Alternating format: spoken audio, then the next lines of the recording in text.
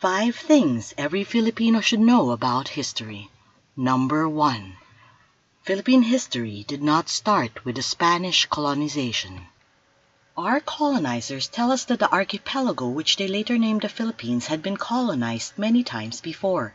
According to Colin Combs and San Agustin in a collection of early texts from 1493 to 1898, for to endeavor to determine the first settlers of these lands, whence and how they came, whether they were Carthaginians, Jews, Spaniards, Phoenicians, Greeks, Chinese, Tartars, etc., is reserved for God. The Spaniards knew that the list of peoples had once settled our lands in the distant past. They just didn't know when and in what sequence. Carthage, around 900 BC to 146 BC, was a Phoenician colony in the Mediterranean North African coast that was an important trading and military empire of its age. Spain. It may seem strange that they included Spaniards, since they themselves were Spaniards, but Spain had also become home to the important Phoenician colonies of Cadiz and Ibiza from the first millennium BC. Greece. Greek Phoenician colonies had been established in Ionia and Thrace by 800 BC to facilitate trade relations in that region and bring wealth back home.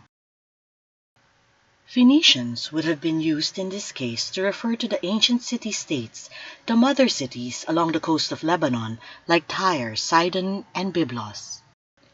Israel. According to the Phoenician historian Sanchuniathon and the 1st century Jewish historian Josephus, the Jews had teamed up with the Phoenicians in a maritime trading venture to the land of gold, the lands of Tarshish and Ophir, during the reign of King Solomon, which could explain the Jewish settlements that our colonizers wrote of, and even the myths of our indigenous peoples, that the lost tribes of Israel may be found on our islands. China.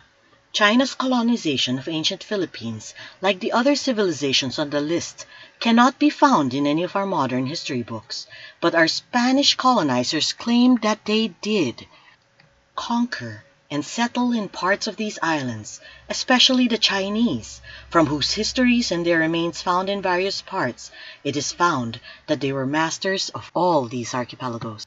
Number 2. The Philippines has an ancient megacity hidden in plain sight. Over the past decades, rapid erosion caused by the loss of mangrove cover, coupled with the rising of the sea levels and devastating typhoons, have uncovered what appears to be massive man-made structures that had been hidden under the soil of Luzon for centuries.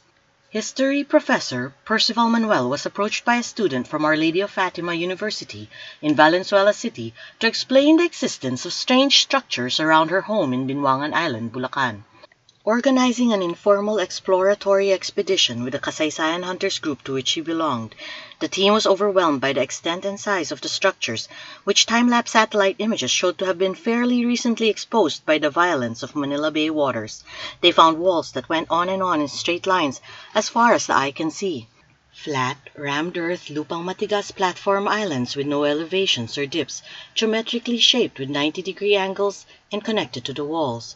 Black sand islands over a kilometer long, completely surrounded by protective walls and connected to the rammed earth islands by the walls. Rivers and creeks that were guided and controlled by the rammed earth walls with 90-degree angles and sudden drops. Walls may be observed along Kalayaan Creek and numerous unnamed creeks and waterways. Along Binwangan, Lawa, Hulo, and San Pascual, rivers with earthen walls include Batasan River, Muzon River, Dampalit River, Tuliahan River, Maykawayan River, and Santa Maria River.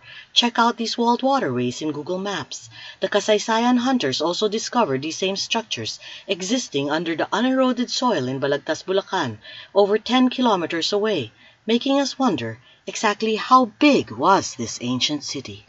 Number 3. Prehistoric Philippines was very, very, very rich. The Illustrated Boxer Codex from the late 16th century informs us of the peoples of the Philippine archipelago from pre-Hispanic times. It inspires more questions than answers. Why did the ancient indigenous Filipinos laden with gold appear wealthier than even the Chinese? The Ayala Museum exhibit on gold of ancestors with over 1,000 exquisite gold artifacts from pre-colonial times corroborate the contents of the Boxer Codex. When the Spaniards first discovered the Philippines, early observers reported that some large wooden houses were decorated with a facade of gold, and that there are some chiefs on this island who have on their person 10 or 12,000 ducats worth of gold and jewels. To say nothing of the land, slaves, and mines they own, there are so many of these chiefs that they are innumerable. Likewise, the individual subjects of these chiefs have a great quantity of the said jewels of gold, which they wear on their persons, bracelets, chains, and earrings of solid gold, daggers of gold, and other very rich trinkets. These are generally seen among them, and not only the chiefs and freemen have plenty of these jewels, but even slaves possess and wear golden trinkets upon their persons, openly and freely. Spanish records say that the natives had gold mines that may have been active from 1000 BC. Many of our ancestors hid the locations of the gold mines in order to keep them from the gold-hungry Spaniards. Unfortunately, they did their job so well that we are unaware where many of these mines are today. Number 4. Pre-Hispanic Philippines was an international trade hub. Not only were the ancient Filipinos rich with their own natural resources and gold, but they had an abundance of the international currency of that age, beads. When nations want to trade, they need an accepted international trade currency like the US dollar. In ancient times, beads became accepted as a form of international currency. Beads were not only ornamental, but they were a symbol of status, wealth, and ritual. Each bead became a tiny time capsule that told the story of the artist's culture and its wearer's beliefs. Thousands and thousands of the rarest and most precious beads are found in the waters in the land of the Philippine Islands, as well as treasured heirlooms worn by the indigenous tribes. Bicephalous jade traded in Vietnam, Burma, Cambodia, Thailand, Taiwan, Hong Kong, and the Philippines. Z beads from Tibet, carnelian beads from the Middle East, agate beads from India, nephrite beads from China, Egyptian mosaic glass face beads, Phoenician glass beads are just some of the ancient beads our ancestors left behind, revealing that Filipinos had been savvy international traders even before we had been discovered. Number 5. Prehistoric Philippines had a name. Surely such a rich land and popular international destination would have had a name known to its visitors and its residents.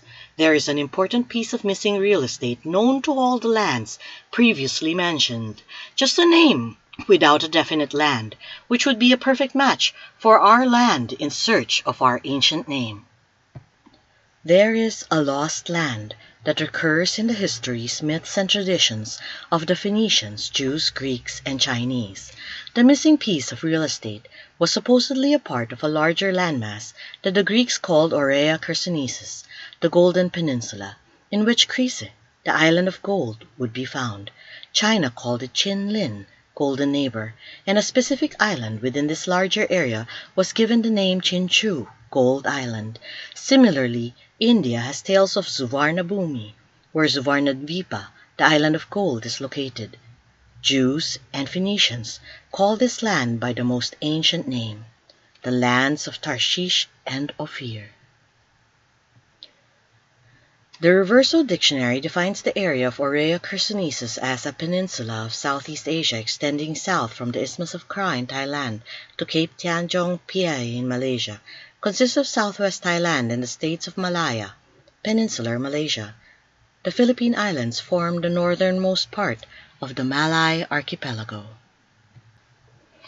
An inscription in Fort Santiago, attributed to the Philippine national hero Jose Rizal, says, "To foretell the destiny of a nation, it is necessary to open the book that tells of her past."